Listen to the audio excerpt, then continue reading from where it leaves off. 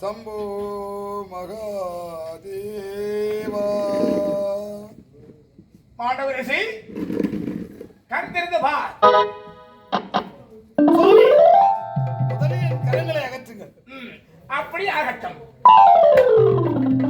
விண்ணாதி பூதமோடு விண்ணாதி அமரரும் வணங்கக்கூடிய சாட்சாத் ஆண்டவா ஆட்கொள்ள.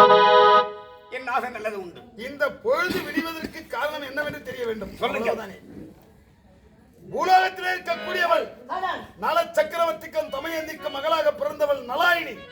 சரி. கூடையிலே தன் கணவனை சுமந்து கொண்டு இந்த வீதியாக வரும்போது ஆணியால் அடித்து தொங்க விட்டிருக்கும் என்னை அசைத்து விட்டார். வழி தாங்க முடியாத நான் அவளுக்கு சாபத்தை அளித்து விட்டேன். என்ன சாபம்?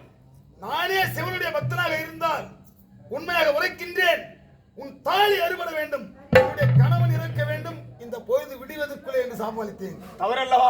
அது மட்டுமல்ல, எதிர் சாபம் அவள் அளித்தார். என்ன சாபம்? நானே உத்தமி என்பது உண்மையானால், பத்தி என்பது உண்மையானால் பொழுதே விடியக்கூடாது என்று எதிர் அதன் விளைவுதான் சுவாமி இது.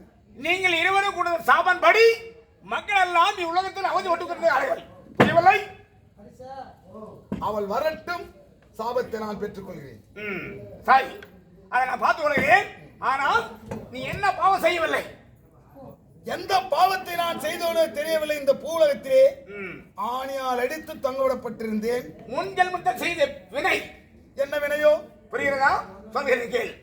ஒரு தும்பியை பிடித்து அதன் முனைய வால் முனையை கீழ் எரிவிட்டு ஒரு குச்சசொரியை பறக்க விட்டாய் அல்லவா? அதனால் வந்த விளைவுதான் இது. அறியாமல் செய்த பிழைக்கு வருத்தப்படுகின்றேன். அதற்கு விமோசனம் நீங்கள் தான் அளிக்க வேண்டும். மாண்டவரிசி உன் விருத்தம் தருகிறேன். இனி கொண்டு மாண்டவரிசி இல்லை, ஆணி மாண்டவரிசி, ஆணி மாண்டவரிசி, ஆணி மாண்டவரிசி சென்று வா. அவள் சாபத்தை நான் பெற்றுக் கொள்கிறேன். அந்த பெண்ணுக்கு சாப விமோசனம் நீங்களே அளிக்க. நான் பார்த்துக் கொள்கிறேன்.